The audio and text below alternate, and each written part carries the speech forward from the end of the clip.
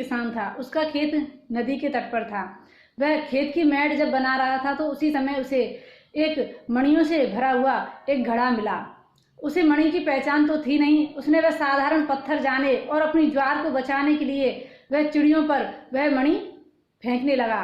तो एक एक करके वह जब मणि फेंकता तो सारी मणियां नदी में जा गिरी। इधर कहते हैं कि वह एक मणि के बराबर भी उसकी पूरी ज्वार नहीं थी।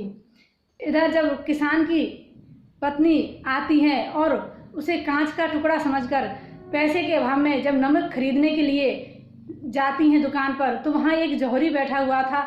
उसने वह मणि पहचान ली और वह मणि तो उसने स्वयं रख ली और किसान के पत्नी के भोलेपन को देख करके उसने पैसे से भरी हुई एक बोरी उसने यहाँ भिजवा दी। अब इधर जैसे ही उस किसान को उनका मोल पता चला तो वह मूर्छित होकर के जमीन पर गिर गया। कहते हैं कि अब पछताए होत का जब चिड़िया चुग गई खेत, क्योंकि अब पछताने से कुछ नहीं होगा, क्योंकि उसने सारी मणियाँ एक एक करके नदी में ही गिर दी।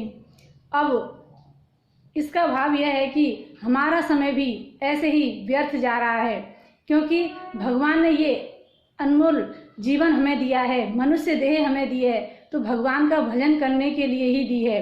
भगवान का नाम भी मणियों से ज़्यादा कीमती है, इसलिए प्रभु का नाम जो लेते हैं उनका उद्धार हो जाता है, और जो भगवान के नाम से लगे हैं वही इस भव सागर से पार हो पाते हैं।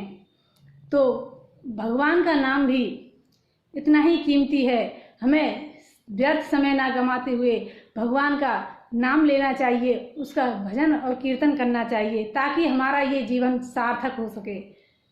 जय श्री कृष्ण।